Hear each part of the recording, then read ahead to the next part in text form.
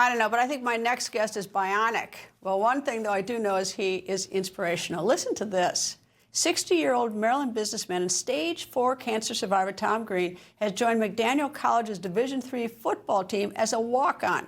His age is enough of a surprise, but there's more. In 2015, Green was diagnosed with stage 4 kidney cancer. He had tumors stretching from his skull to the tail of his pancreas, but after years of treatment, clinical trials, and fighting, in 2018, Green was declared, you ready for this one? Cancer-free. So now more to this story. Fast forward to today. Green is following his dream of going to college. He's a communications major at McDaniel College in Maryland.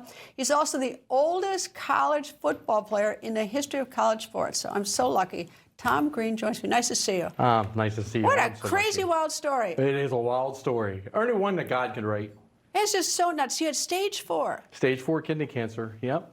8 tumors throughout my body. And it's just, it's just been a wonderful testimony to be able to live out and just to be able to thank God to get to the other side of things. How did you know you had cancer? Well, I'd lost 20 to 30 pounds within the first month. And I knew, because I was a heavy weightlifter, and I knew something was going on because my weights dropped dramatically. I couldn't bench, 185 pounds. It was hard for me to do that, and I'm used to benching, 315 to 350 at the time, and all of a sudden my weights just dropped significantly. I said something's wrong. So what did you take? I mean, it's unbelievable that you're playing college football at age 60. I get that, but most people are more worried about the cancer for a second. So what was the cancer treatment? The cancer treatment was Yervoy Opdivo. It was Ipi-Nivo. It's what they called it at the time. It was in a phase 3 trial, and I was right at the tail end of it. Well, when I first got diagnosed, I went onto a site called Smart Patients. And when I went on to Smart Patients, it was actually like-minded people and had the same type cancer I did, renal cell. It was, but mine was stage 4. And I kind of followed along to their stories. And I knew the trial that I wanted to take. And, as soon as it came available, that's what we jumped into. And how long did it take? It took about 3 months.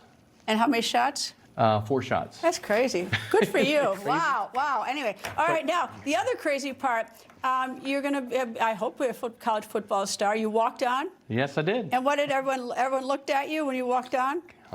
I bet they did look at you. And they said, they think you were the coach? Yeah, well, that's actually what some of them called me the first couple of days. And so when did you walk on? Just recently? Or? No, that was last season. So you played a season? Yeah, so last season I kind of tweaked my Achilles, and then this season I'm out, I did spring ball with the team, because last season I didn't do spring ball. Are you any good? No, we're going to see. At what position you play? Defensive tackle at the time, but as much as running as the coach wants me to take, I think I'm going to wind up at defensive end because I'm going to lose a lot of weight. And why did you want to play football? It's still in me. It's just in me. I got to give a shout out to DeMonte and Montez Chapman. These 2 young men, DeMonte Gifford and Montez Chapman Jr., these guys taught me throughout the wintertime the playbook.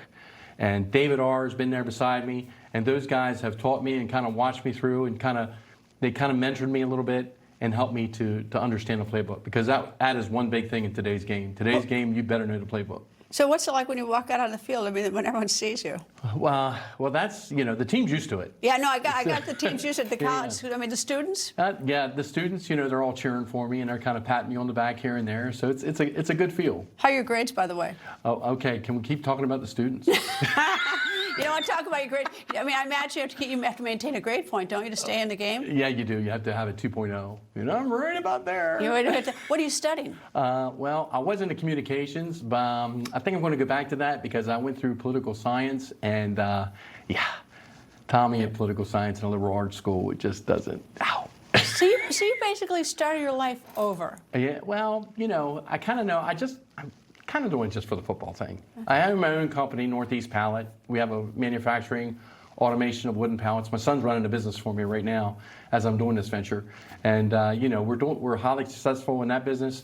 And, so I wanted to do the football I think thing. We should also give a shout out to your wife because, probably imagine a lot of attention in you. I mean, because it's amazing what you've done. It's amazing what you've been through. But the wife always ends up being the caretaker. Well, it says in Proverbs that godly wife is like special, like rubies, and that's what I got. My wife is the best. I mean, she is the most precious. She's more precious than any kind of ruby I could have ever gotten or any kind of gold. We've been married, we'll be 39 years this year.